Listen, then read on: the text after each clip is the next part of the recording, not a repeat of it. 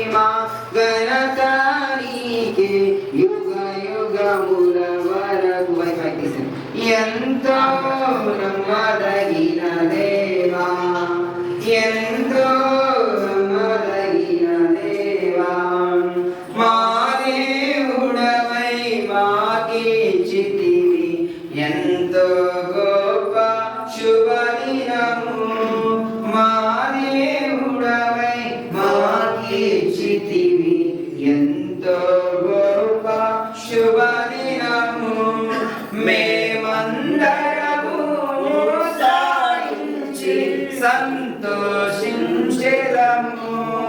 మేమందరము ఉత్సాహించి సంతోషించెదము కొనియాడెదము బడని మేలు చేసెనని కొనియాడెదము బడని మేలు చేసెనని హల్లెలూయా అలాగే ఆత్మలు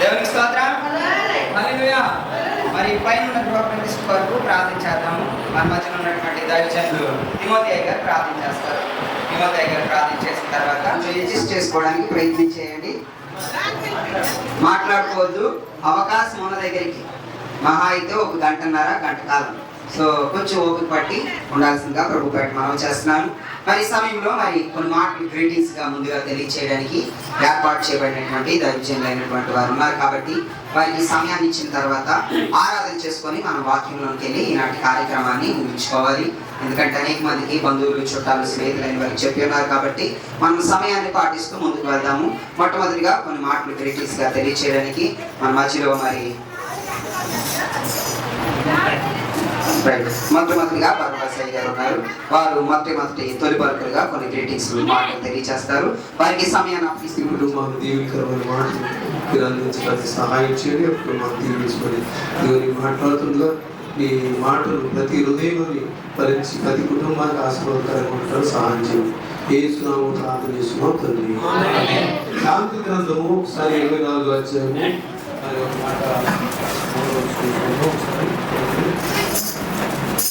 శాంతి గ్రంథము 24 అధ్యాయము 3వ వచనం జ్ఞానము వలన ఇల్లు కట్టబడును వివేచన వలన అది స్థిరపరచబడును తెలివి చేత దాని గదులు విలువ గల సర్వ సంపదలను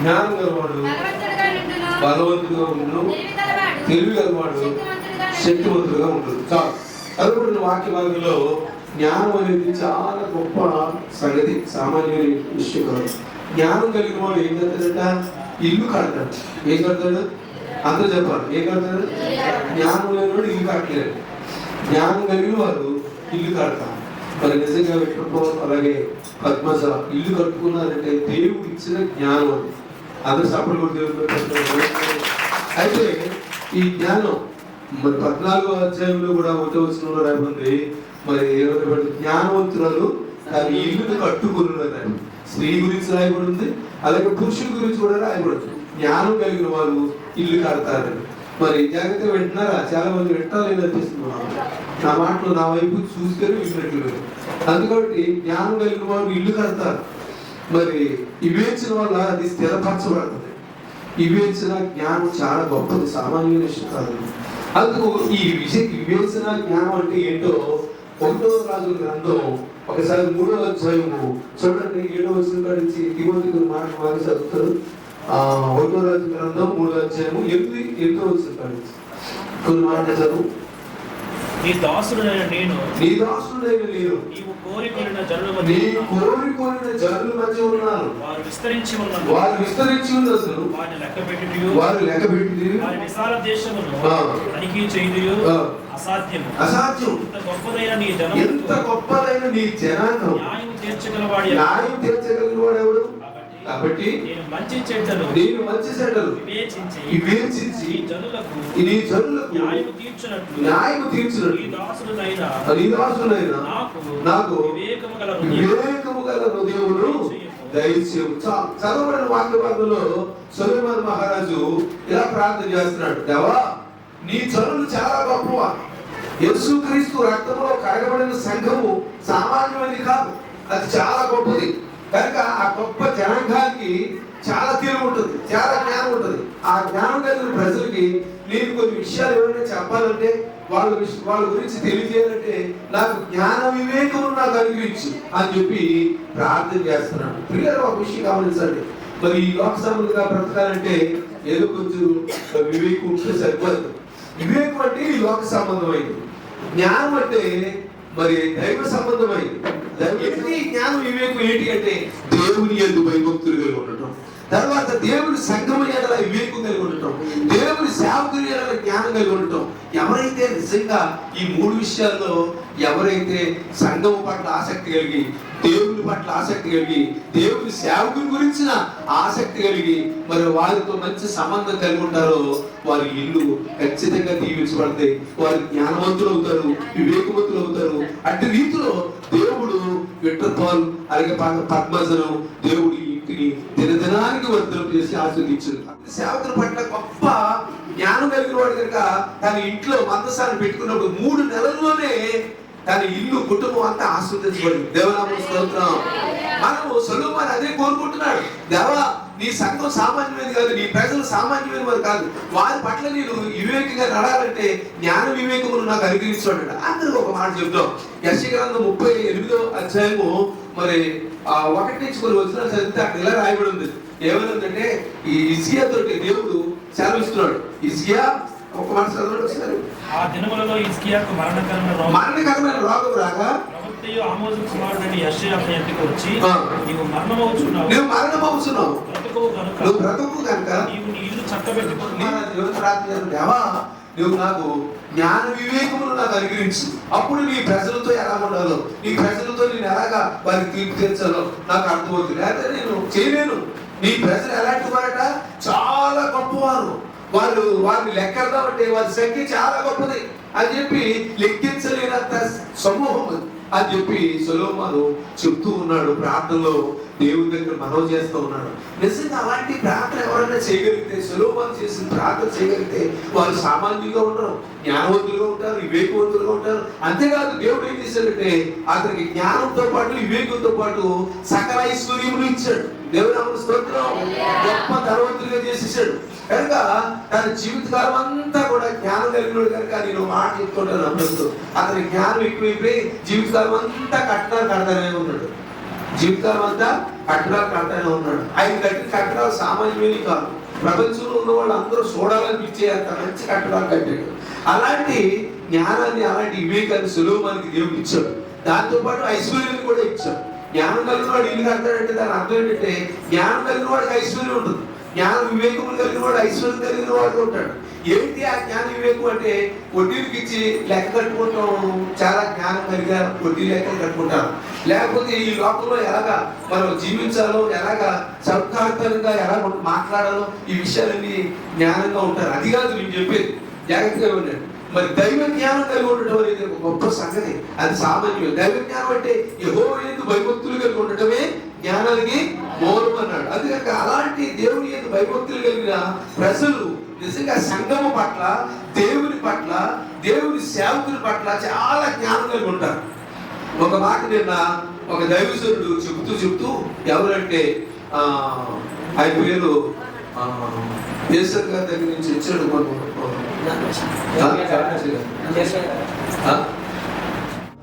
దైవజనుడు చాలా మంచి జ్ఞానం గలవాడు, ఇల్లు కట్టుకుని అనే మంచి విషయాలు మనం తెలుసుకున్నాం. నేను 3 మాటలు జ్ఞాపకం చేస్తాను. చూడండి, మొదటి సమూయేలు గ్రంథం 6వ అధ్యాయము 10 నుండి 12 వరకు చదువుతాం.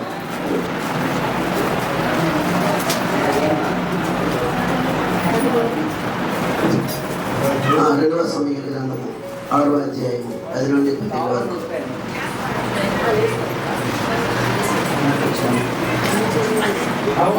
యెహోవా మందసము దావీదు పురములోనికి తన యొద్దకు తెప్పించనొల్లక గిత్తీయుడను ఒబేదెదోము ఇంటి వరకు తీసుకొని అచ్చట ఉంచెను.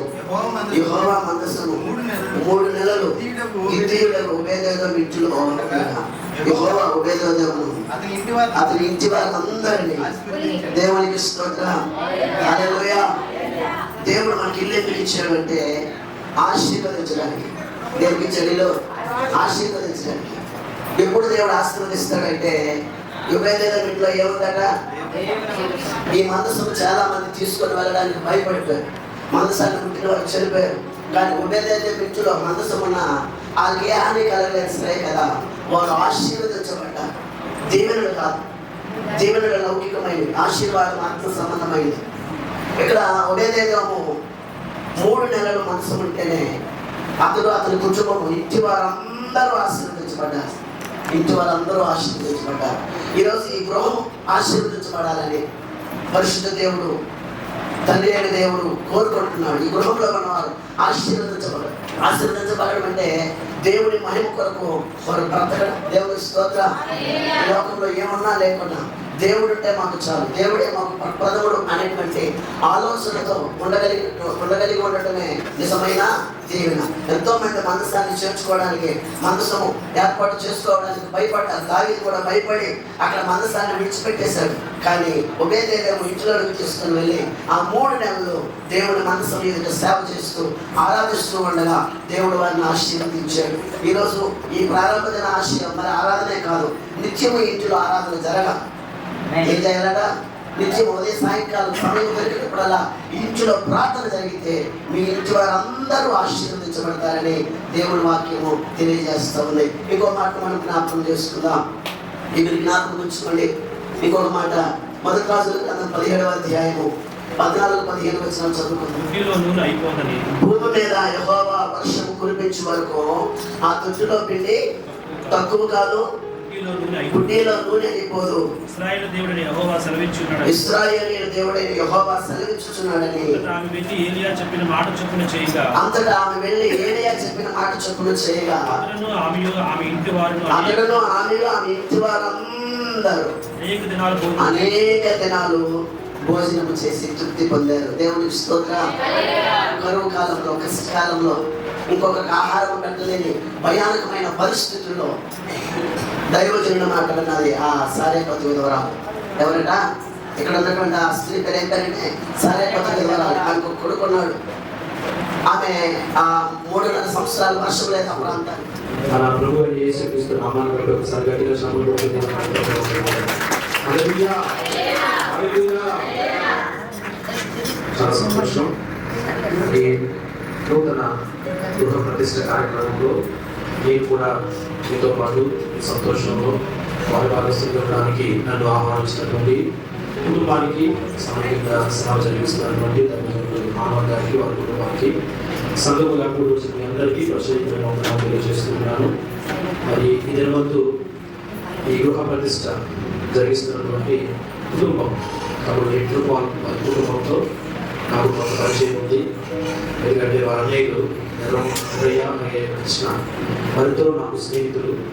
మరి తమ్ముడిని చిన్నప్పుడు నేను చాలా క్రమశిక్షణ కలిగిన వాడు, చక్కని చదువు పట్ల ఆసక్తి కలిగిన వాడు.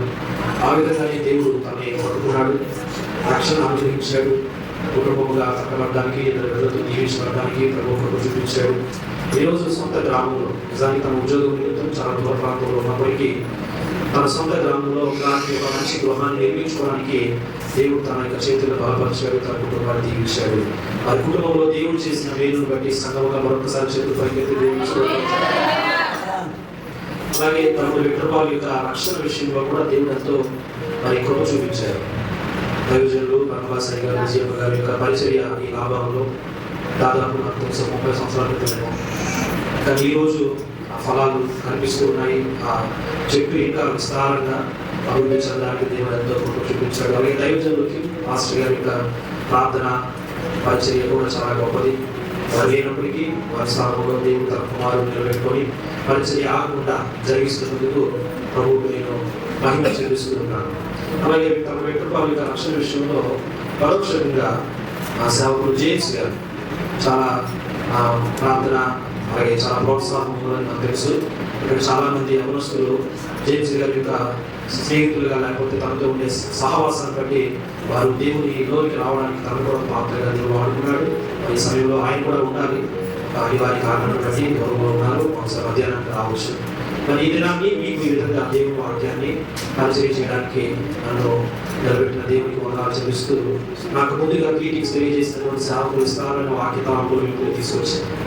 అది చెప్పిందే మరి ప్రసంగం మళ్ళా నన్ను నేను ప్రసంగం ఉన్నారంటే మరి మీరు ఇంకేదో ఆశిస్తారు నాకు. సో ఎందుకంటే ఆత్మీయ తండ్రిగా ఉన్నటువంటి బాబాసాయి గారు జ్ఞానం వలన ఇల్లు కట్టబడును అనే మాటను జ్ఞాపకం చేసి ఈరోజు క్రైస్తవ గృహాలు జ్ఞానంతో కట్టబడాలి, జ్ఞానంతో పురుషులు కాపురం చేయాలి, జ్ఞానంతో స్త్రీలు గృహాలు కట్టాలి. దేవుడు అలాంటి దైవ జ్ఞానాన్ని మన కుటుంబాలు అనుగ్రహించగలక. అలాగే తిమోతి గారి ద్వారా మన కుటుంబాలు మన గృహాలు ఆశీర్వదించబడిన గృహాలుగాను, అలాగే ఆతిథ్యం ఇచ్చే గృహాలుగాను, అలాగే ఆశ్రయం ఇచ్చేటువంటి గృహాలు 5 పదాలు మర్చిపోకుండా గుర్తుపెట్టుకునే విధంగా సేవకులు గ్రీటింగ్స్ కూడా గ్రీటింగ్స్ అంటారు, వాక్యాన్ని అందించారు. ఆ మాత్రం కూడా మీ మనసులో పెట్టుకోండి. చాలా విలువైనటువంటి వాక్య తలంపులు. వారితో పాటు నేను కూడా కొన్ని తలంపులు ఇచ్చి నా మనసులో చాలా విషయాలు ఉన్నాయి. వాటిని నాకు ఇచ్చిన సమయంలోనే ముగిస్తాను, కదపడద్దు. మనం ఈ ఇంగ్లీష్లో ఏమంటామంటే హౌస్ అని పిలుస్తాం. ఎవరు పిలుస్తుంది? హౌస్. ఇంగ్లీష్లో ఎవరు చెప్పండి దాని యొక్క హౌస్ అంటే సో వాళ్ళు ఇచ్చిన 4 మాటలతో వారు 5 మాటలు అంటారు. ఏంటంటే హెచ్ అంటే హౌస్ ఆఫ్ హాస్పిటాలిటీ. వాళ్ళు ఆయన ఆల్రెడీ తిమోతి గారు చెప్పారు క్రైస్తవ గృహాలు ఎలా ఉండాలంటే ఆతిథ్యం ఇచ్చే గృహాలుగా ఉంటారు. ఎందుకంటే ఆతిథ్యం ఇవ్వడం వల్లే దేవుని ఆశీర్వాదం దాగి ఉంటుంది. స్వతంత్రం అది ఎక్కడ మనం తెలుసుకోవచ్చు అంటే అబ్రహాం దగ్గర నుండి మొదలు పెడితే చాలా కుటుంబాలు బైబిల్లో మనం గమనిస్తారు. అందుకే ఎవ్రీ పత్రికలో పౌలు అంటాడు ఆతిథ్యం చేయడం మరుచిపోవద్దు. అది తెలియకుండా ఎవరు చేస్తున్నారంటే దేవరు. అయితే ఆతిథ్యం అనేటప్పటికి కొత్త పెళ్ళికోడికి పెళ్ళికూతురు బాగా చేస్తాం, మన చుట్టాలకి బంధువులకి అయితే బలవంతంగా పెడతాం. కానీ సంఘానికి సేవకులకి ఆతిథ్యం ఇచ్చే గృహాలుగా మనగా కుటుంబాలు ఉండాలి. స్తోత్రం కలుగుతాడు. రాయు అనే వ్యక్తి సేవకులకి సంఘానికి కూడా ఆతిథ్యం ఇచ్చే వ్యక్తిగా బైబిల్లో మనకు కనిపిస్తున్నాడు. కాబట్టి మొదటిది హౌస్ ఆఫ్ హాస్పిటాలిటీ, రెండవది హౌస్ ఆఫ్ ఆర్గనైజేషన్. అంటే మన క్రైస్తవ గృహాలు ప్రతిష్ఠించబడిన గృహాలుగా ఉండాలి.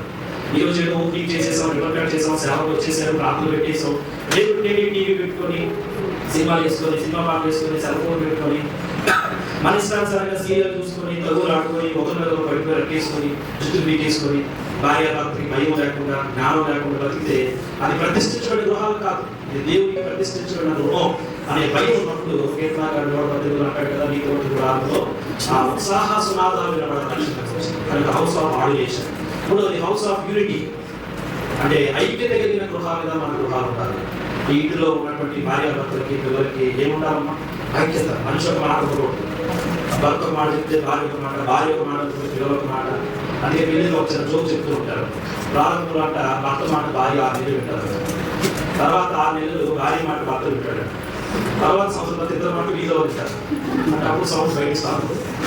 చాలా ఉండకూడదు. హౌస్ ఆఫ్ యూనిటీ, ఇంటి గుడ్డు అని అంటారు కదా, చాలా జాగ్రత్తగా పెట్టుకోవాలి. ఏం జరుగుతుందో తెలియదు, ఎప్పుడు సంతోషంగానే ఉండాలి. ఒప్పుకుంటారా? ఒప్పుకుంటారు. తిరుగుంటారా? తెచ్చుకుంటారు. ఉంటాయి ప్రతి ఇంట్లో భార్య భర్త. మన ఇంటికి వెళ్ళండి అర్ధరాత్రి 10 గంటలకి అందరూ భార్య భర్తలు 35 సంవత్సరాలు అది మాట్లాడుతూ బాబాయ్ బాబాయ్ మన అర్ధరాత్రి మాట్లాడుకోవడం ఆ మధ్య గడి కొట్టుకున్నారన్నయ్య ఆయన శుభ్రం భార్య శుభ్రం రక్కేసారు ఆడు చట్టి పోనీ ఎంతవరకు కూడా ఎంత కొట్టుకున్నా అది ఆ గదిలోనే బయట కాబట్టి తిరిగిపోతుంది. So house of unity. ఇక తర్వాత ఏంటి? House of salvation. రక్షణ గృహాలుగా మన గృహాలు ఉండాలి. మనం రక్షించుకోవడమే కాదు, మన గృహాలు అనేకులకు రక్షణ అందించే గృహాలుగా ఉండాలి. మన ఇల్లుని చూసి, మన కుటుంబాలు చూసి అనేకులు వీళ్ళలాగా మారాలరా, వీరి కుటుంబంలో మన కుటుంబం ఉండాలి, మన ఇల్లులాగా మన ఇల్లు ఉండాలి అనుకోండి. ఇలాగంటే గదులు చూసినారు, గోడలు చూసినారు. కాబట్టి హౌస్ ఆఫ్ సాల్వేషన్. చివరి హౌస్ ఆఫ్ ఎటర్నల్, నిత్య జీవాన్ని ఇచ్చే గృహాలు. మీకు దేవుని గృహం ఇచ్చాడు. మీరు ఇంట్లో ఉంటూ ఇంకో ఇల్లు కోసం కనిపెట్టాలి. ఇంకో ఇల్లు కోసం అంటే మంచి మాట చెప్పారండి పాస్టర్ గారు. నిజమే, 5 బెడ్రూమ్ కింద కిచెన్ హాల్, ఈ ఇంట్లో అన్న బాధ్యతలు ఉన్నామో, త్వరలోనే 4 బెడ్రూమ్ 2 బెడ్రూమ్ 2 హౌస్, ఒక మంచిది ఇండివిజువల్ హౌస్ గ్రౌండ్ ఫ్లాట్ తీసుకొని కార్ పార్కింగ్కి స్విమ్మింగ్ పూల్ అన్ని ఉండేటట్టుగా ఒక మంచి దొరకోవాలని బాగా చెప్పారనుకుంటారా? కానే కాదు. ప్రభు అన్నాడు, నా తండ్రి అనేక నివాసాలు కలవు, నేను వెళ్తున్నాను సర్వసత్యపరుస్తున్నాను వల్ల వస్తున్నా ఈ ఏదో మనం వదిలేదు. ఎంత అందంగా పెట్టుకుంటే ఎంత బాగా పెట్టుకుంటా. మన విజయవాడ వరదలో ఒక ఆయన 8 కోట్లు పెట్టి కొనుక్కున్నాడు. వాళ్ళకి ముందు 8 కోట్లు పెట్టి కొనుక్కున్న దాదాపు ఒక 6 నెలలు అవుతుందంట. చాలా సంతోషంగా రోజు ఆ ఇంటికి తీసుకొచ్చిపోయాడు. ఆ 2 రోజులు 5 రోజుల వరదలో ఏమైపోయాడు. ఇండివిజువల్ హౌస్ అన్ని ఏర్పాట్లు ఉన్నాయి. అందులో సినిమా హాల్ ఉందండి. ఇంట్లో మనకి అంటే మినీ థియేటర్ అంటారు. పెద్ద పెద్ద వాళ్ళు సినిమా హాల్కి వెళ్ళడం అందాక కొట్టుకోరు వీధిలోకి ఇంట్లో థియేటర్ పెట్టుకొని మంచి ఏసీ పెట్టుకొని కూర్చి పెట్టుకొని mini theatre, mini swimming pool, అన్ని మినీ జిమ్ అన్నీ ఉన్నాయి అందులో. ఎంత 8 కోట్లు. కానీ 8 కోట్ల రూపాయలు ఏడు ఎక్కడ కొట్టిపోయారో ఆ వరదలో ప్రశ్నిస్తే ఆయన తర్వాత ఈ మున్సిపాలిటీ వ్యాన్ ఉంది కదా అందులో ఆయన తీసుకెళ్ళారు. సో ఇలాంటి పరిస్థితి ఏదో ఒక రోజు మనం ఎంత ఖరీదు పెట్టి కట్టుకునే ఇదైనా ఒక రోజు విడిచిపెట్టాలి. ఎందుకంటే మనకు ఒక ఇల్లు ఉంది, అది ఇక్కడ కాదు, ఆ ఇంటి కొరకు మనం అందరము రెడీ అయిపోవాలి.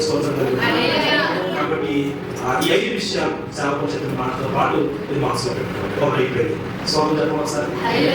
రెండవ సంగతి, ఈ రోజు తమ వ్యక్తి పాలు వారి కుటుంబం 2 తీర్మానాలు చేయాలి. వాళ్ళే కాదు, ఇక్కడికి వచ్చినటువంటి ప్రతి క్రైస్తవ కుటుంబం కూడా 2 తీర్మానాలు చేయాలి. ఎందుకంటే మనం ఉన్నది అంచె దినాలు, ఇవి కలవర దినాలు. ప్రభు వచ్చేటువంటి సమయం సమీపంగా బయట జరుగుతున్న పరిస్థితులు చూస్తున్నప్పుడు ఇక సమయం లేదు, ప్రభు వచ్చేస్తున్నాడు. కాబట్టి ఏంటి 2 తీర్మానాలు అంటే, మొదటిది ఈ 2 తీర్మానాలు భార్య బైబిల్ తీసుకోవాలి. తన భార్య మాత్రం చదవాలి. ఈ మాటలు యెహోషువ గ్రంథం 24వ అధ్యాయము 15వ వచనంలో ఉంటుందన్నమాట. యెహోషువ గ్రంథం 24వ అధ్యాయము 15వ వచనం. ఆ పేజీ నెంబర్ తీసుకుని చెప్పండి ఒకసారి చదువుతారు. యెహోషువ గ్రంథం 24వ అధ్యాయం 15వ వచనం తీసుకురావాలి. బైబిల్ నుండి ఒకసారి చదువుతారన్నమాట. 197 ఒకసారి ఆ మైక్ లో చదువుతాడు. అదంతా అవసరం లేదు. కింద ఉంటుంది చూడు, చివరి 2 లైన్లు ఉంటాయి. మీరు ఎవరిని సేవకు కోరుకున్నాను, నేను నా ఇంటి వారిను 15 వచ్చింది. సరే మీ 15 మొత్తం చదివేది కావాలి. మొత్తం చదివేది యెహోవాను సేవించుట మీ దృష్టికి తీయుడని తోచి ఎడల మీరు ఎవరిని సేవించుతారో నది అతన్ని మీ మిత్రులు సేవించిన దేవతలను సేవించుతారో అమోరీయులు దేశమున మీరు నివసించుచున్నారే వారి దేవతలను సేవించుతారో దేవుడు మీరు కోరుకుంది. మీరు ఎవరిని సేవించాలని కోరుకున్నాను నేను నా ఇంటి వారిని యెహోవాను సేవించి. సో ఈ మాట గమనించండి. యెహోషువ వాగ్దాన దేశంలో అడుగుపెట్టిన తర్వాత తన అందరికీ పిలిచేసి మాట చెప్తున్నాడు. మీ ఇష్టం, మీరు ఎవరిని సేవిస్తారో మీ ఇష్టం. యేసు ప్రభు నమ్ముకోవడం మంచిది కాదు, ఆయన నా దేవుడు కాదు, ఆయన తక్కువ కులాల దేవుడు, ఆయన అమెరికా దేవుడు అని ఏదో అపోహాలు పెట్టుకొని దూరంగా ఉండిపోతున్నారు కదా చాన్నాలు బట్టి. సొంత తమ్ముడైనా లేదా సొంత కొడుకైనా సొంత చెల్లైనా కూడా ఆ యేసు ప్రభు నమ్మిందని దూరంగా పెట్టేసి ఏదో అక్రాంతులా చూస్తున్నారు కదా. సరే మీ ఇష్టం, మీరు ఏం చేసుకుంటారు, మీరు ఎవరిని పూజించుకుంటారు పూజించుకోండి. కానీ నా నిర్ణయం ఏంటంటే ఎట్లా చెప్తున్నాడు, నేను నా ఇంటి వారిను యెహోవానే సేవించుదును. ఇక్కడ కూర్చుని వారందరూ చెప్పాలి మాట. ఎందుకంటే మనం చివరి దినాల్లో ఉన్నాం, విశ్వాసం కోల్పోయే సమయాలు వచ్చేసాయి. ప్రభువుని విడిచిపెట్టేసి మళ్ళా వెనక్కి జారిపోయే సమయం వచ్చేసింది.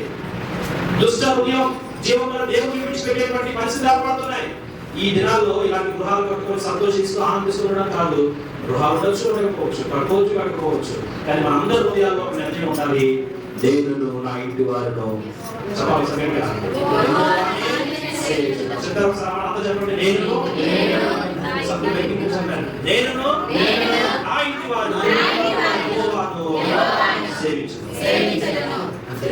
ఇది మనసులో ఒక నిర్ణయంగా ఉండిపోవాలి.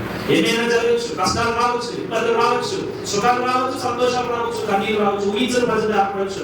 ఏదేమైనా కూడా ఇష్టం, మీరు అక్కడ పూజించుకుంటారు పూజించుకోండి, మనం ఏమన్నాం. కానీ నా నిర్ణయం ఏంటంటే నేను నా ఇంటి వారిని యెహోవానే సేవించును. రెండవ నిర్ణయము యెషయా గ్రంథం 8వ అధ్యాయం 18వ వచనంలో ఉంటుంది. యెషయా గ్రంథం 8వ అధ్యాయం 18వ వచనంలో ఇక్కడ కనిపిస్తున్నటువంటి మాట ఒకసారి చదువుతున్నాను చూడండి. ఇదిగో నేను యెహోవా నాకు ఇచ్చిన పిల్లలను సీయోను కొండ మీద నివసించు సైన్యములకు అధిపతి యెహోవా అనే సూచనలను మహత్కార్యములను ఇశ్రాయేలు మధ్య ఉన్నాను. ఈ మాట నేను ఎక్కడ చదువుతున్నాను, ఎలా చదువుతున్నాను చూడండి.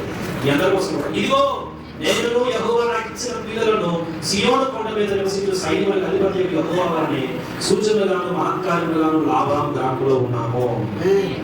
ఈ లాభాలు ఉన్నటువంటి దేవుని బిడ్డలారా, మీ కుటుంబాలు, మీ గృహాలు కాదు, చెప్పండి ఏంటన్నా, మీ కుటుంబాలు. ఎందుకంటే మా పరిస్థితిని బట్టి, మా స్థితిగతులను బట్టి, మా ఆదాయాన్ని బట్టి ఒక్కొక్కలా పట్టుకోవచ్చు. ఒక్కొక్క ఇల్లు ఒక్కొక్క రూపంలో ఉంటుంది. అది కబులు కావచ్చు, రేకులు కావచ్చు, మొత్తానికి ఇదే కదా. అది టెంటే కావచ్చు, అది కూడా ఇదే. ఎందుకంటే ప్రభు చెప్తున్నాడు, ఇదిగో నేను నాకు ఇచ్చిన బిడ్డలు. ఇక్కడ నేను చెప్పాను తెలుసా, యెహోవాను సేవిస్తాను నిర్ణయం తీసుకున్న మీరే కాదు, మీ ఇంట్లో వారు అంటే మీ పిల్లలు కూడా యెహోవాను సేవించే వారుగా ఉండాలి. ఈ గ్రామంలో మీ కుటుంబం అంతా దేవుడితో సాక్షులుగా ఉండాలి. ఈ కుటుంబం ఎలా ఉండాలన్నా చెప్పాలి. ఈ నూతన గృహాన్ని పొందుకున్న మీ 2 నిర్ణయాలు మనసులో పెట్టుకోండి. ఇప్పుడు కూడా ఏది ఏమైనా నేను నా ఇంటి వారు యెహోవానే సేవిస్తాను. రెండోది, నేను నా ఇంటి వారు ఈ గ్రామంలో దేవుని కొరకు సాక్షులుగా జీవిస్తాను, సేవిస్తాము, జీవిస్తాను, సాక్షులుగా బ్రతుకుతాం. అలాంటి కృప దేవుడికి ఇచ్చే కదా. మూడవ సంగతి, నాకు 40 నిమిషాలు నాకు ఇచ్చారు కదా, ఇంకా నాకు 20 నిమిషాలు ఏం పక్కకుండా. సో 3వ మాట ఏంటంటే, మొదటి సమూయేలు గ్రంథం 25వ అధ్యాయము 6వ వచనంలో మాట కనిపిస్తుంది. మొదటి సమూయేలు గ్రంథం 25వ అధ్యాయము 6వ వచనం. ఆ భాగ్యవంతుడు నీకును నీ ఇంటికి నీవు కలిగిన అంతటికి క్షేమమవును గాక. ఇంటిపాడులో శాపములుగా సంఘముగా మేము చెప్తున్నాము, నీకును నీ ఇంటికి నీవు కలిగినంతటికి నీ క్షేమమవును గాక. నిశ్చయంగా నీ చేతి కష్టార్జితో నువ్వు అనుభవించుడు గాక. ఈ లోపల నీ భార్య ఫలించే ద్రాక్షావళి వలె ఉండును గాక. నీ బోధకు బల చుట్టూ నీ పిల్లలు ఒలివ వృక్షం వలె ఉండును గాక. కదా, చాలా సంతోషం. అయితే ఇక్కడ ఒక మాట ఉంది, ఏంటంటే నీకును నీ ఇంటికి నీకు కలిగినంతటికి క్షేమం. ఈరోజు మనిషి కావాల్సింది క్షేమం కావాలి. ఎందుకంటే మనిషి క్షేమంలో ఉన్నాడు, కరువులో ఉన్నాడు, అన్నీ ఉన్నాయి, ఇల్లు ఉన్నాయి, ఇంట్లో ఉండాల్సిన వస్తువులు అన్నీ ఉన్నాయి, చుట్టూ మనుషులు ఉన్నారు. కానీ మనసులో ఏదో తెలియని భయం, నెమ్మది లేనటువంటి పరిస్థితి, ఆందోళనకరమైన పరిస్థితి. ఈ మధ్యకాలంలో ఒక ఇల్లు కట్టుకొని దాదాపు ఒక 15 లక్షలు పెట్టి ఇల్లు కట్టుకున్నాడు. డబుల్ బెడ్రూమ్, చాలా పేదవాళ్ళు అండి, కొద్ది అప్పు చేసి కట్టుకున్నాడు. అయితే ఆ ఇల్లు అయితే చాలా అందంగా ఉంది, కానీ ఇంట్లో నిద్ర పడటం లేదు. ఎందుకంటే కళ్ళు మూసిన 15 లక్షలు కనపడదు. డబుల్ బెడ్రూమ్ కనిపించక, భార్య కనిపించక, పిల్లలు కనిపించక, ఏం కనిపిస్తుంది? 15 లక్షలు కనపడుతుంది. ఈరోజు చాలా మంది జీవితాల్లో నివాసం ఉండడానికి అందమైన గృహాలు ఉన్నాయి, అనుభవించడానికి అనుకూలమైన వసతులు ఉన్నాయి, చాలా మంది స్నేహితులు ఉన్నారు, కుటుంబ సభ్యులు ఉన్నారు, బంధువర్గం ఉంది. కానీ మనసులో ధైర్యం లేదు, నెమ్మది లేదు, సమాధానం లేదు, నిద్ర పడడం లేదు, ఏసీ పెట్టుకున్నా శ్రమ పడలేదు. జనాలు శ్రమ లేని పరిస్థితి. ఎటు చూసినా కూడా కరువులు, కాబట్టి లేకపోతే భయంకరమైన యుద్ధాలు, భయంకరమైన ప్రమాదాలు బయట జరుగుతున్నాయి. బయటకు వెళ్ళేవాడు లోపలికి వస్తాడా, మరి చేరుకుంటాడా అనిపిస్తుంది కొన్నిసార్లు. ఎంత భయంకరమైన పరిస్థితులు దినాలు ఏర్పడుతున్నాయి ఆలోచించవలసారి. కాబట్టి ఇక్కడ వాక్యంలో చెప్పబడిన మాట, నీకు మాత్రమే కాదు, నీ ఇంటికి, అదే కాదు, నీ ఆస్తికి కూడా, నీకు ఏ కలిగి ఉన్నావు దాని అందరికీ క్షేమం కలగాలి. నువ్వు క్షేమం ఉంటే సరిపోదు, నీ భార్య క్షేమం ఉండాలి, నీ పిల్లలు క్షేమంగా ఉండాలి, మనుషులు క్షేమం ఉంటే సరిపోదు, నీ ఆస్తి క్షేమంగా ఉండాలి, నువ్వు సంపాదించేది క్షేమంగా ఉండాలి. ఇవన్నీ కావాలి. ఏం చేస్తారంటే మనుషులు వాళ్ళ ఆరోగ్యాన్ని, వాళ్ళ ఆదాయాన్ని పెట్టుబడి పెట్టి డబ్బు సంపాదిస్తున్నారు. ఉదాహరణకు ఒక వ్యక్తి తీసుకుంటే దాదాపు 10-15 సంవత్సరాలు సమయం అంతా వెచ్చించి కుటుంబానికి దూరంగా ఉండి ఆరోగ్యాన్ని లెక్క చేయకుండా కష్టపడి 15 లక్షలు 15 సంవత్సరాలు దాదాపు 1 కోటి రూపాయలు సంపాదిస్తే 15 సంవత్సరాల తర్వాత కష్టపడినందుకు ఆరోగ్యం పోయి మళ్ళా 1 కోటి రూపాయలు హాస్పిటల్ పెట్టారు. ఆరోగ్యం ఏది క్షేమం? సంపాదిస్తున్నారు కానీ అనిపించలేకపోతున్నారు, పోగేసుకుంటున్నారు కానీ ఏమని మనసులో నెమ్మదైనటువంటి పరిస్థితి. మరి నీకు క్షేమం కావాలంటే ఏం చేయాలి? నీకు సమాధానం కావాలంటే ఏం చేయాలి? నీకు నీ ఇంటికి నెమ్మది కావాలంటే, నువ్వు శాంతంగా నెమ్మదిగా ఎదుర్కోవాలంటే, ధైర్యంగా జీవితాన్ని సాగించాలి అంటే ఏంటి అంటే, ఇలా నెమ్మదిగా వచ్చిన జోరు ఏంటో చూడంటే, మనుషుల యొక్క పరిస్థితి చూస్తే చచ్చిపోవాలంటే బతకాలనిపిస్తుందట. ఎల్ఐసి వాడు చెప్పి మాట్లాడితే చచ్చిపోవాలనిపిస్తుంది. ఎందుకంటే ఆడు చెప్పే పథకాలు అంటే బతుకున్నప్పుడు కంటే చచ్చిన తర్వాత సంపాదించి చదువుతుంది. సో మనిషి ఇవే అలాంటి మాటలు విన్నప్పుడు నాకు సాగుచిన బాగుంది అనుకుంటాను. దేనికోసం అంటే నేను చచ్చిపోతున్నప్పుడు కుటుంబానికి వచ్చింది, అది క్షేమమా? నువ్వు చచ్చి నీ కుటుంబానికి డబ్బు ఇస్తే ఏం ఉపయోగం? నువ్వు నీ భార్య, నీ పిల్లలు ఆ ఇంటిలో ప్రతిరోజు కలిసి భోజనం చేస్తే అది సంతోషం, కలిసి ఆనందిస్తే అది సంతోషం, కలిసి నవ్వుకుంటూ వీరిలో తిరిగితే అది సంతోషం. ఏడ్చుకుంటూ గడవలు పెట్టుకుంటూ అలుసుకుంటూ జీవితం సాగిస్తే అదే ఆ జీవించడం అంటే. కాబట్టి వాక్యంలో నుండి ఒక 7 మాటలు ఎంతకంటే చెప్పేస్తాను, కాకపోతే నీకు క్షేమం కలగాలి అంటే, నీ కుటుంబానికి నువ్వు కలిగి ఉండడానికి నీ ఇంటికి క్షేమం దొరకాలి అంటే వాక్యంలో దేవుని మాట కలిగి మాటలు మొదటి మాట మన బైబిల్లో చూస్తే 23:6 ఎలా ఉంటుంది, నేను బ్రతుకు దినములని కృపాక్షేమములే నా వెంట వచ్చు. నువ్వు బ్రతుకు దినములన్నీ కూడా కృపాక్షేమాలని ఇంటికి రావాలి, నీ వెంట రావాలి, నీ వెనకాలే ఉండాలంటే మొదటి మాట ఎప్పుడో ఉంటుంది, దేవుడు నీకు కాపరిగా ఉండాలి. నీ జీవితానికి, నీ ఇంటికి, నీ వ్యాపారానికి, నీ చేతి పనుల్లో అన్నింటిలో కూడా మొదటి వ్యక్తిగా ఎవరు ఉంటారంటే యాభై కాదు.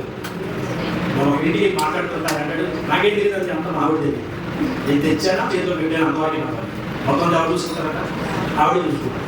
ఒక ఆయన ఏం చేశాడు వైశాఖ తెచ్చిన ఆవిడ చేతిలో పెట్టుకుని ఏం ఖర్చు పెట్టుకుని అడిగోడు కదా నమ్మకం. ఒక దినాన్ని అవసరం వచ్చింది, అవసరం వచ్చినప్పుడు అమ్మాయి ఇన్ని దినాలు ఇచ్చి డబ్బులు ఒకసారి తీసుకురా అది పొందాలంటే ఒక పైకి అవసరం ఏం జరిగింది, చేయకూడదు తప్పు చేసింది, ఏమో వ్యక్తికి ఇచ్చింది. ఇక ఆ రోజు మాకు ఈ రోజు వరకు ఆవిడ చేతి ప్రోగ్రామ్ మార్చింది, ఎవరు ఎక్కడానికి లేదు అక్కడానికి లేదు. ఇలా మీ ఇంటికి, మీ జీవితానికి, మీ కుటుంబానికి క్షేమం కలగాలంటే మీ ఇంటికి కాపరిగా ఉండాల్సింది దేవుడు. ఎందుకంటే ఆయనే నేను సృష్టించాడు, ఆయనే ఈ భూమి మీద ఒక ఉద్దేశంతో నేను బతికి ఉంచాడు. భగవంతుడు ధనవంతుడు అన్న కరుణాన్ని దాచించాడు. శ్రీకాకుళం జిల్లాలో ధనవంతుల్లో ఒక ధనవంతుడు బాగా పేరు మోస్తున్నాడు వర్మ. ఏమండి ఆయన శ్రీకాకుళం డేవిడ్ జంక్షన్ దగ్గర వర్మ హోటల్ అని చెప్పి ఇలాంటి చాలా ఉంటాయి. ఆయన చాలా ధనవంతుడు, కానీ చనిపోయిన శ్రమ కూడా ఇంటికి కుటుంబ సభ్యులు కూడా అతని శ్రమ చూడడానికి అవకాశం లేకుండా ఎవరు తగ్గించడం లేదు, ఎక్కడ పడిసారు. కాబట్టి నీకు క్షేమం కలగాలి, నీ ఇంటికి క్షేమం కలగాలి, నీ ఆస్తికి క్షేమం కలగాలి, నీవు నీ కుటుంబంతో పాటు సంతోషంగా సమాధానంగా బ్రతకాలి అంటే నీ జీవితానికి కావాల్సింది ఎవరంటే, నీ జీవితంలో ప్రథమస్థానంలో ఉండాల్సింది ఎవరంటే దేవుడు. భక్తుడు అంటాడు, యెహోవా నా కాపరి, ఏమి కలగదా, ఏమి కలగదు, నాకు లోటు ఉండదు. నేను ఆస్తిపరంగా చెప్పను కానీ నా ప్రతి అవసరం ఆయనే తీరుస్తాడు. క్రైస్తవులు నిశ్చింతగా ఉండాలి, చెత్త పడకూడదు, ఎప్పుడు టెన్షన్ పెట్టుకోకూడదు. వడ్డీ ఎలా కట్టాలి, అదే కట్టాలి, ఇదే కట్టాలి అంటే టెన్షన్ పెడితే రోజు కూడిపోయి బీపీసీ వెళ్ళిపోయి ఆడి కాడికి పోయి హాస్పిటల్ పోవాల్సి వస్తుంది. అది ఈ మధ్యకాలంలో ఒక దేవుడు చెప్పిన మాట ఏంటంటే, నాదాన్ని చేయొద్దు, వెచ్చరించొద్దు, అబద్ధం ఆడొద్దని మాటలు సీరియస్ గా తీసుకుంటారు కానీ చింతపడకండి ప్రభు చెప్పిన మాట మాత్రం తీసుకోవాలి. అది కూడా ఒక ఆజ్ఞే కదా. కాబట్టి చింతపడద్దు, టెన్షన్ పడద్దు. దేవుడు మనకి కాపరిగా ఉంటే ఏ సమయానికి ఏది రావాలో ఆ సమయానికి ఆయన పంపిస్తాడు. కానీ మొదటి మాట, నీకు క్షేమం కలగాలి అంటే నీ జీవితంలో దేవుడు యెహోవా నీకు కాపరిగా ఉండాలి, యేసు నీకు కాపరిగా ఉండాలి, యేసు నీకు యజమానిగా ఉండాలి. చాలా మంది ఇంటికి పేరు పెడతారు, తీస్తే ఇంటికి అధిపతి, ఇంట్లో అజమాయిష్ అంతా ఆవిది, లేకపోతే ఆగింది, లేదా అప్పటి బాగుంటుంది. ఒక ఇంటిలో మంచి అజమాయిష్ ఉన్నంత వరకు ఆ ఇంటికి క్షేమం ఉండదు. ఎందుకంటే భవిష్యత్తు జ్ఞానం ఎన్నోడువా చెప్పు, భవిష్యత్తు జ్ఞానం తెలియని వాడు దేవుడు అప్పుడే. అంటే దేవుడిని మనం కాపరిగా కలిగి ఉన్నప్పుడు, యేసుని మన ఇంటి అధిపతిగా కలిగి ఉన్నప్పుడు మనకి, మన కుటుంబానికి, మనం కలిగి ఉన్నదానికి క్షేమం కలుగుతుంది. ఒకసారి యోబు అనే భక్తుడి దగ్గరికి సాతాను పంపించాడు దేవుడు. సాతాను దేవుడితో చెప్తున్నాడు, చాలే ప్రభా పాపం అంటావు కానీ నా అవుతుందా, ఏది కావద్దయ్యా అంటే నువ్వేం చేసావు, ఆయన చుట్టూ కంచి వేసేసావు. దేవుడు కాపరిగా ఉంటే మన ఇంటి చుట్టూ కంచి వేయబడుతుంది. కాబట్టి మొదటి మాట, నీవు నీ ఇంటికి నీ కలిగినంత క్షేమం కలగాలి అంటే మొదటి దేవుడిని కాపరిగా కలిగి ఉండాలి, యెహోవాని కాపరిగా కలిగి ఉండాలి. రెండవ మాట చూద్దాము. యెషయా గ్రంథం 48:18 రాయబడింది. యెషయా గ్రంథం 48:18 నీవు నా ఆజ్ఞలను ఆలకింపవని నేను ఎంతో కోరుచున్నాను, ఆలకించిన యెడల నీ క్షేమము నదివలెను, నీ నీతి సముద్రపు అనుభవాలనే. రెండవ మాట, నీకు క్షేమం కావాలి అంటే రెండో మాట చెప్పింది, నీవు నా ఆజ్ఞలు ఆలకించాలి. దేవుని మాట వినాలి. ఈరోజు మనుషులకి పని వాళ్ళ మాటలన్నీ వినడానికి ఓపుకుంటే టైం ఉంటుంది, అది ఎంత టైం వేస్ట్ అయిపోయినా పర్వాలేదు, కానీ దేవుని మాట చెప్పేటప్పటికే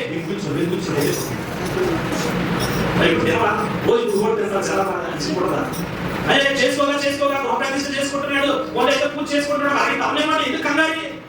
మరి గంట తినకపోతే టైం టైం ప్రతిరోజు ఆ పొలంలో మధ్యలో 2 గంటలు తింటాం, 3 గంటలు తింటాం, అప్పుడు నీకు ఆగలేదా? నీ వ్యక్తులు కార్యక్రమం చేసుకున్నప్పుడే కంగారు పెట్టిపోతావు, అందరికి కంగారు పెట్టేద్దాం. ఈ పాస్పోర్ట్ ఇదే బాగా వదలవుతాం, మీకు రోజు పెట్టుకుంటాడు వ్యక్తులు లేదని బాధ. ఈ రోజు కట్టుకున్నాడు కాబట్టి పెట్టుకున్నాడు కానీ పిలిచాడు తక్కువ వదిలిపెట్టాడు.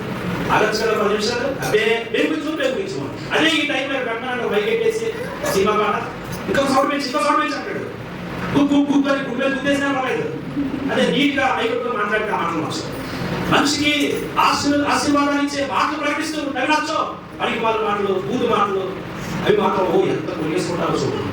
పగలబడి నగేసుకుంటారు, వినడానికి ఓపు ఉండదు. కానీ ప్రభు చెప్తున్నాడు, సరే ఇష్టమైతే ఆయన కొన్ని ఏం చేస్తాను, నువ్వు నా మాట వింటే నీకు క్షేమం కలుగుతుంది. ఆ క్షేమం ఎలా కలుగుతుందంట, ఈ మా పక్కన తెలుస్తుంది ఆపగలరా చెప్పండి.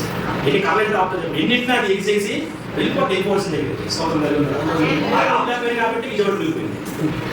అలాంటి ఆ క్షేమాన్ని దేవుడు మనకి మన కుటుంబానికి అనుగ్రహిస్తాడు. వినడం అంటే వినడం ఏం కలుగుతుందంట? విశ్వాసం కలుగుతుంది. కనుక రెండో మాట ఏం చెప్తున్నానంటే దేవుని మాట వినడం అంటే అర్థం ఏంటంటే దేవుని మీద విశ్వాసం కలిగి ఉండడం, దేవుని మాట మీద నమ్మకం ఉంచడం. దేవుని మాట మీద దేవుడు మాట ఇచ్చాడంటే ఆయన నరుడు కాదు, ఖచ్చితంగా కార్యం చేస్తాడనేటువంటి ఆ మాట మీద విశ్వాసం కలిగి ఉంటే ఆ మాట నీ జీవితానికి క్షేమాన్ని తీసుకొస్తుంది. దేవుని మాట శక్తి కలిగిన మాట, ఎందుకంటే దేవుని మాట చేతి సమస్త సృష్టి చేయబడింది. ఆయన మాటలో కలుగునుగాక అంటే మనం కంటితో చూస్తున్న ఆకాశం, భూమి, నక్షత్రాలు, సూర్యచంద్రులు, పక్షులు, జంతువులు, సకల జలరాశులు, సముద్రాలు, నదులు, చెరువులు ఎన్ని కలిగేసాయి. అంత శక్తి కలిగిన మాట ఆయన మాట. ఆయన మాట వింటే నీ జీవితంలో ఉన్నటువంటి చీకటి పోతుంది, నీ జీవితంలో ఉన్నటువంటి కరువు పోతుంది, నీకు క్షేమం కలుగుతుంది.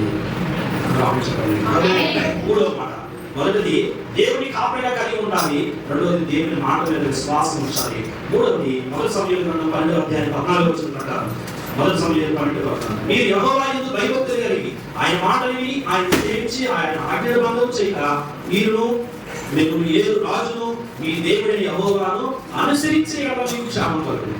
వింటే సరిపోదు, విశ్వాసం ఉంటే సరిపోదు. ఏ దేవుని కలిగి ఉన్నామో, ఏ దేవుని మాట వింటున్నామో, ఏ దేవుని మాట మీద విశ్వాసం కలిగి ఉన్నామో, ఇప్పుడు ఆ దేవుని యొక్క మాటను బట్టి ఆ దేవుని అనుసరించాలి, ఆ దేవుని వెంబడించాలి. యేసు ప్రభువు వారు తన బోధలో ఎక్కువగా చెప్పిన మాట ఏంటంటే నన్ను వెంబడించాలి, నన్ను వెంబడించాలి. చెప్పండి, నన్ను వెంబడించాలి. గత ఆదివారం మా సంఘంలో యేసు త్వరగా వస్తున్నాడు కనుక మనం ఏం చేయాలని మాట దగ్గర ఒక మాట జ్ఞాపకం చేస్తూ యోహాను సువార్త 20వ అధ్యాయంలో ఒక మాట ఉంటుంది, నేను వచ్చే వరకు ఆయన ఏమైపోతే నీకేమి, నువ్వు నన్ను వెంబడించు. ఎవడేమైపోతే నీకెందుకయ్యా, నువ్వు నన్ను వెంబడించు, యేసుని వెంబడించు. ముఖ్యంగా చెప్తున్నా ఈ చివరి దినాల్లో దయచేసి ఎవరి వైపు చూడకండి, నేను విశ్వాసం వైపు చూడకండి, ఏ సేవకు వైపు కూడా చూడకండి. ఎందుకంటే ఈ చివరి దినాలు ఎవరికి పడిపోతారు, ఎలా పడిపోతారు వారిని చూసారా, ఏదో ఒక మీరు కూడా పడిపోతారు, ఏదో ఒక మీ విశ్వాసం కూడా బలమైపోతుంది. అందుకే ఎవరి పత్రికలో పౌలు అంటాడు, విశ్వాసానికి కర్త దాన్ని కొనసాగించే యేసు వైపే చూడండి, యేసుని వెంబడించండి, యేసులాగా జీవించడానికి ఇష్టపడండి, యేసులాగా మాట్లాడడానికి ఇష్టపడండి, యేసులాగా ప్రార్థించడానికి ఇష్టపడండి, అంతే తప్ప మనుషుల వైపు. కలిగి మొదటిది దేవుని కాపరిగా కలిగి ఉండాలి, రెండవదిగా దేవుని విశ్వాసం కలిగి ఉండాలి, మూడవది దేవుని వెంబడించాలి. నాలుగో మాట చూస్తే ప్రసంగి గ్రంథం 8వ అధ్యాయము 13వ వచనం, ప్రసంగి 8:13లో ఇలా రాయబడుతుంది, పాపాత్ములు దుర్మార్గులు దుష్కార్యం చేసి దీర్ఘాయుష్మంతులైనను దేవుని యందు భయభక్తులు కలిగి ఆయన సన్నిధికి భయపడి వారు క్షేమముగా ఉందురు. పాపాత్ములు అంట ఎన్ని అలపములు చేసినా బతికే ఉంటారు. అందుకే మనలో కొంతమంది ఆ శిక్షకి రాడు, ఎప్పుడు తాతనే ఉంటాడు, ఆయన డబ్బులు లేవు, ఆయన బతికే ఉన్నాడు, బతికున్నాడు కాదు, వాడు వాళ్ళు పది కూడా బతుకుంటాడు, ఒక కూడా బతుకుంటాడు, బతకనే కదా పని ఎక్కువ మీద అది కాదు. నేను పుట్టించాడే ఆయన, ఆయన ఉద్దేశం చొప్పున, ఆయన ప్రణాళిక చొప్పున, ఆయన సంకల్పంలో బ్రతకడం నిజమైన జీవితం. ఇక్కడ అంటున్నాడు, ఈ క్షేమం కలగాలి అంటే దేవుని ఎడల భయభక్తులు కలిగి ఉండాలి, దేవునికి భయపడే వ్యక్తిగా ఉండాలి. ఈరోజు మనుషులకి దెయ్యం అంటే భయం ఉంది కానీ దేవుడు అంటే భయం ఉంది. దెయ్యానికి భయపడిపోయి ఏ చేయమన్నా చేసేస్తారు, ఏ కట్టమన్నా కడతారు, ఎవరు కొట్టమన్నా కొడతారు, కానీ దేవునికి భయపడి జీవించడం మాత్రం పట్టించుకోవాలి. ఈరోజు మన క్రైస్తవ కుటుంబాల్లో కూడా కనబడింది ఏంటంటే దేవుని భయం. దేవుని భయం లేదు కాబట్టి ఒక క్రమశిక్షణ లేదు మన కుటుంబాల్లో. దేవుని భయం లేదు కాబట్టి ఇంకా ప్రభు దగ్గరికి వచ్చినా కూడా చెడు వ్యసనాలు విడిచిపెట్టకుండా, చెడు సాంగత్యాలు విడిచిపెట్టకుండా మన ఇష్టానుసారంగా జీవిస్తూ ఉన్నాం. దేవుని భయం లేదు కాబట్టి సేవకులు ఏం కాకుండా నోరింది చేస్తూ ఉంటాం, సేవకులు అడుగుతూ ఉంటాం. దేవుని భయం లేదు కాబట్టి సంఘ క్రమాన్ని నిర్లక్ష్య పెడుతూ ఉంటాం. కాబట్టి నీకు క్షేమం కలగాలి అంటే నువ్వు ఎవరికి భయపడాలి? దేవునికి భయపడాలి. దేవునికి భయపడే వ్యక్తులు మనకు తెలుసు. అబ్రహాం గురించి దేవుడు సాక్షిస్తాడు, నువ్వు నాకు భయపడేవాడు నాకు తెలిసిపోయింది.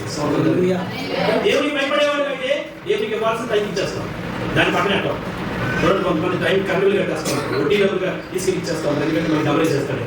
కానీ దేవునికి ఇవ్వాల్సిన వచ్చేటప్పుడు మాత్రం తలేదు, నెక్స్ట్ మంత్ చూస్తాను, ఈసారి చూస్తాను, దేవుడు మన బాధ తెలియదు అనుకుంటారు. యోసేపు కూడా అంటాడు, నేను దేవునికి భయపడేవాడిని, దేవునికి భయపడేవాడు పాపం చేయడానికి, మనుషుల మీద కక్ష తీర్చుకోవడానికి ఇష్టపడ్డు. కనుక నాలుగవది చెప్పండి, ఏం కావాలన్నా దేవునికి భయపడే వ్యక్తిగా ఉంటాడు. చాలా 5వ మాట చూస్తే సామెత కీర్తన 37వ కీర్తన 11వ వచనం, 37వ కీర్తన 11వ వచనంలో ఉంది, దీనులు భూమిని స్వతంత్రించుకుంటూ బహు క్షేమం కలిగి సుఖించుతారు. 5వది నీకు క్షేమం కావాలి అంటే దేవుడు నిన్ను, నీ కుటుంబానికి కలిగినంత క్షేమాన్ని దయచేయాలంటే నువ్వు దీనుడిగా ఉండాలి. దీనుడికి ఆపోజిట్ వాడు ఏంటంటే గర్విస్తుడు, గర్వం కలిగిన వాడు. గర్విష్ఠులు ఎవరి మాట వింటారు, నాకు అంతా తెలిసే తప్పే చెప్పించాలి. గర్విష్ఠులు మూర్ఖులుగా మారిపోతారు. అందుకే ఒక సేవకుడు చెప్పాడు, గర్వం నీకు అన్నప్పుడు సర్వం అని చెప్పి కూడా వెళ్ళిపోతాడు. ఏంటది? గర్వం. కొంతమంది చూసి అంటారు కదా, ఆగిపోతాడు. ఎప్పుడు ఆగిపోతాడు మొత్తానికి. ఆ మాటల్లోని ఆ ప్రవర్తనలో కళ్ళు స్ట్రైట్ గా ఉండవు, ఆకాశ మాటలు చూస్తాయట. దేవుడు దీవించాలి అంటే, దేవుడు క్షేమాన్ని ఇవ్వాలంటే నువ్వు దీనుడిగా ఉండాలి. దేవుని ఎదుట దీనత్వాన్ని నువ్వు సంపాదించుకోవాలి. అందుకే ఆయన మత్తయి సువార్తలో ప్రసంగం ప్రారంభిస్తున్నాడు, ఆత్మ విషయమే ప్రభు అంటాడు. దేవుడు అంట దీనుడికి కృప అనుగ్రహిస్తాడు, గర్విష్ఠులను ఎదిరిస్తాడు, అహంకారులు ఎదిరిస్తాడు. ఎందుకగా అని ఎవరు అంటాడు? గర్వంతో ఉండేవాడు. జాగ్రత్త. నీ మాటల్లో గర్వం, నీ డ్రెస్సింగ్ కోడ్లో గర్వం, నీ ప్రవర్తనలో గర్వం, పెద్ద కులమని గర్వమో, పెద్ద డబ్బులని గర్వమో, పెద్ద ఉద్యోగం ఉన్న గర్వమో, ఇచ్చిన వాళ్ళు వచ్చినట్టు ఉన్నాము. ఒకప్పుడు నీ వేరే సంగతి నీకు అర్థం కావాలి. ఆ మధ్యకాలంలో ఆ సేవలో ఫేస్బుక్లో ఒక రీల్ లేకపోతే ఒక ఫోటో వస్తుంది. ఎందుకు అంత గర్వం? ఒకసారి సమాజం అంతరంగా ఉన్నది. ఉడుకులు తప్ప ఇంకేమి అన్నా నేను ఎంత గర్విష్ఠుడైనా చివరికి ఉడుకులే మిగిలితే సమాజంలో. కాబట్టి ఇక్కడ అంటున్నాడు, దీనులు భూమిని స్వతంత్రించుకుంటారు, అతనికి దేవుడు బహుక్షేమాన్ని కలిగి అనుగ్రహిస్తాడు. సౌకర్యం కలుగుతాడు. కనుక నీకు క్షేమం కావాలి, ఈ ఇంటిలో, ఈ కుటుంబంలో, నీ జీవితంలో దేవుడిచ్చే క్షేమం కావాలంటే నువ్వు దీనుడిగా మారాలి. నువ్వు గర్వాన్ని విడిచిపెట్టేయాలి, అహంకారాన్ని విడిచిపెట్టేయాలి. రండి 6వ మాట చూస్తున్నాను. ద్వితీయోపదేశకాండం 5వ అధ్యాయం 16వ వచనం. ద్వితీయోపదేశకాండం 5వ అధ్యాయం 16వ వచనం. నీ దేవుడైన యెహోవా నీకు అనుగ్రహించు దేశంలో నీవు దీర్ఘాయుష్మంతుడై నీకు క్షేమం పొందినట్లు నీ దేవుడైన యెహోవా నీకు ఆజ్ఞాపించిన వారిని నీ తల్లిని ఇలా వినండి. ఈ 6వ విషయం చాలా చాలా చాలా చాలా కుటుంబాలు లేదు. క్రైస్తవ కుటుంబాల్లో లేదు, లోకస్తుల కుటుంబాల్లో కూడా లేదు. మనిషికి అందరినీ గౌరవిస్తాడు, అమ్మా నాన్న అంటే పట్టించుకోడు, పెద్ద గౌరవం, పెద్ద విలువ ఉండదు. అందరితో చాలా భయంగా మాట్లాడతారు, తగ్గించుకొని మాట్లాడతారు. అమ్మా నాన్న దగ్గర వచ్చేటప్పుడు మాకు ఎక్కడలే మోక్షం రోషం పెంచింది. కానీ దేవుడి సాగు ఏంటంటే ఎన్నో గ్రంథాలు పైపు ఆ భూమి మీద ఉన్నాయి. 6,000 మతాలు ఉన్నాయి, ప్రతి మతానికి గ్రంథం ఉంది. 5,999 మత గ్రంథాల్లో లేనిది ఒక్క పరిశుద్ధ గ్రంథంలో మాట ఏంటంటే నీ తండ్రిని నీ తల్లిని సంపాదించాలి. నీకు క్షేమం కలగాలా, నువ్వు కష్టపడి నువ్వు అనిపించాలా, నీ కుటుంబంలో సంతోషంగా ఉండాలంటే నీ తల్లిదండ్రులు దూషించకూడదు, ద్వేషించకూడదు, శపించకూడదు. కానీ వాళ్ళు చాలా మంది తల్లిదండ్రులు చేతికొడుతున్నారు, నోరెత్తి బూతులు ఆడుతున్నారు, నిందిస్తున్నారు, శపిస్తున్నారు, తీసుకెళ్లి అనాథాశ్రమాలు వదిలేస్తున్నారు, శ్మశానాల్లో వదిలేస్తున్నారు, విధులుగా వదిలేస్తున్నారు. బాబు చెప్తున్నాడు, నీకు క్షేమం కావాలంటే చెప్పండి ఏం చేయాల్సింది? మర్చిపోవడం సరే, వాళ్ళు బాగా పెట్టు, వాళ్ళు బాగా ఇద్దరు పెట్టు, వాళ్ళు చదువు పెట్టు, వాళ్ళు నాన్న బట్టి ఏదో వాళ్ళు చేయలేదు చేశారు. ఆ తప్పులు చేయకుండా నీ పిల్లలకి నువ్వేదో పని చేయు, వాళ్ళు చేసి ఏమవుతుంది? ఏదో చేయలేదు చేశారు నీ జీవితానికి. మిగతా నువ్వు చేసుకోలేవా? పెద్దోడు అయ్యావు, వాళ్ళు ఏదో పని చేస్తున్నాయి, ఇంకా ఏడు చేసావు, ఏడు ఇచ్చావు, ఆ గొప్ప పంపించాలి, గొప్ప పంపించాలి, ఇచ్చిన దాన్ని బట్టి సంతోషం లేదు, మరి దానికి బట్టి కూడా నేను లేదు కదా. తల్లిదండ్రులు సన్మానించాలి. చివరి మాట 7వ మాట ఇలా వినండి. యోబు గ్రంథం 36వ అధ్యాయం 10-11 వచనాలు ఇలా ఉంది. వాళ్ళని చదువుతాను ఒక మాట. యోబు గ్రంథం 36వ అధ్యాయం 10-11 వచనాలు. అయితే రాత్రి అందు కీర్తన పాడుటకు ప్రేరేపించుచు భూజంతువులకు ఉపదేశం వినుటకై వారి చెవిని తెరువు చేయను, పాపం విడిచి రండని వినండి. పాపం విడిచి రండని ఆజ్ఞయించును. వారు ఆలకించి ఆయన సేవించిన యెడల తమ దినములు క్షేమముగాను తమ సమస్తముగాను సుఖముగాను వెళ్ళబుచ్చెదరు. చివరి మాట 7వ మాట. దేవుణ్ణి కాపరిగా కలిగి ఉండాలి. నువ్వు దేవుని మీద విశ్వాసం కలిగి ఉండాలి, దేవుణ్ణి వెంబడిస్తూ ఉండాలి, దేవునికి భయపడుతూ ఉండాలి. ఆ తర్వాత ఈ దేవుని ఎదుట దీనుడిగా ఉండాలి, దేవుని తల్లిదండ్రులని సన్మానించాలి. చివరి మాట చాలా ప్రాముఖ్యమైన మాట ఏంటంటే దేవుడు చెప్తున్నాడు, పాపం విడిచి రండి.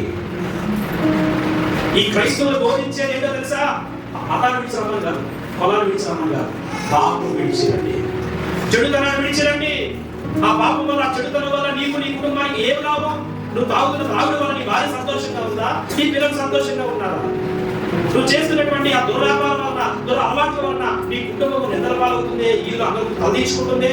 దేవుడు చెప్తున్నాడు, నువ్వు ఆ పాపాన్ని విడిచి వచ్చేస్తే నీ దినాలు క్షేమముగా, నీ సంవత్సరాలు సుఖంగా నువ్వు అనుభవిస్తావు. పాపాన్ని విడిచిపెట్టినంత వరకు నీ జీవితంలో క్షేమం.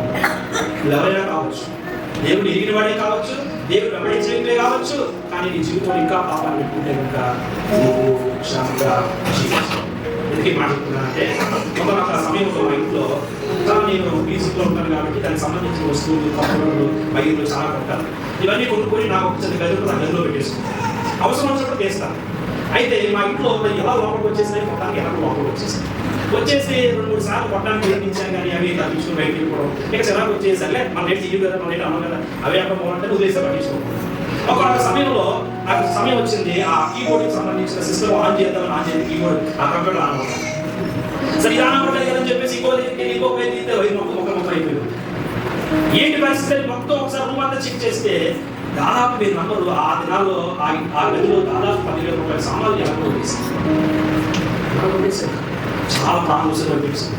ఇప్పుడు నేను చేసే పరిగణించాను తప్ప మీరు ఇప్పుడు చేసే రైతు అనిపించుకుంటానా, కంప్యూటర్ తీసుకెళ్ళి బాగా చేయించుకుంటానా, ముందు ఇంట్లో ఎవరితో సంక్రాంతి ప్రయత్నిస్తానా, బయట పంపడానికి ప్రయత్నిస్తానా, సరే కొన్ని కేసులు తగ్గించుకుంటే అది బాగా చేయించుకుంటే మళ్ళీ మాట్లాడతారు కదా.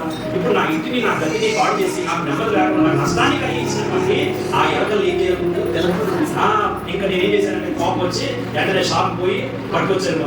పట్టుకొచ్చి మా ఆవిడ చెప్పి కలిపి అని చెప్పేసి కలిపేసి ఎక్కడ పెడితే మొదలు పెట్టేసాను. ఏమంటే ఇంట్లో చచ్చిపోయి కప్పుకోండి లేవండి, ఒకరోజు 2 రోజులు ఏదో చేద్దాం అని చెప్పేసి ఎక్కడ పెడితే మొత్తానికి చచ్చిపోయాయి కూడా అని అన్నానండి. ఇంట్లో తెలుసా దాదాపు ఎలాగైతే నా జీవితానికి అంత నెమ్మది లేకుండా చేస్తే ఇక పాపం సంగతి చెప్పండి.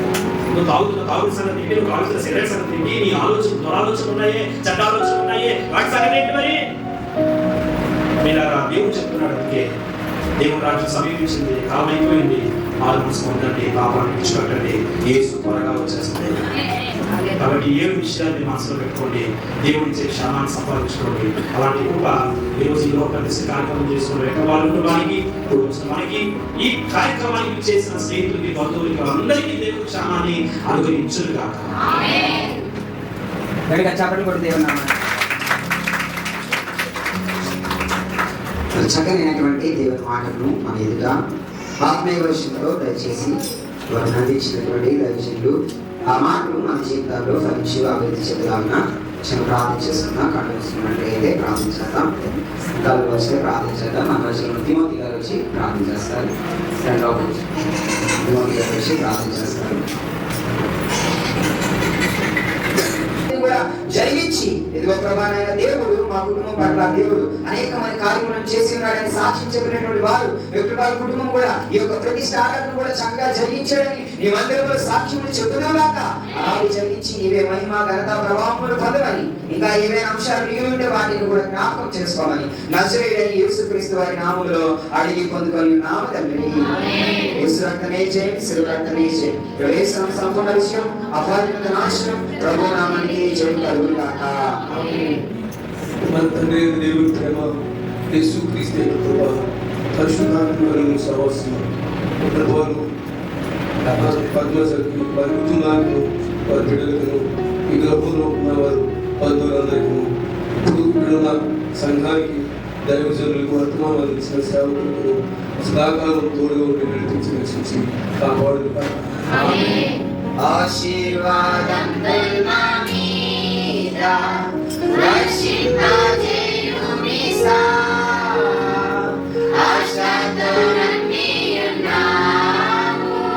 నీ సత్యవదనము ఈ మాయి మీద కృమ్మారించుము దేవా, బ్రహ్మాండ ప్రేమ వర్షం కృమ్మారించుము దేవా. ఆమేన్ ఆమేన్ ఆమేన్. బోలో క్రీస్తు మహారాజ్ కి అందరికీ వందనాలు. సాగులైన వారు కూడా వందనాలు తెలియజేస్తున్నాం. సాగుకి మనం ఉన్నటువంటి భోజనం ఏర్పాటు చేశారు.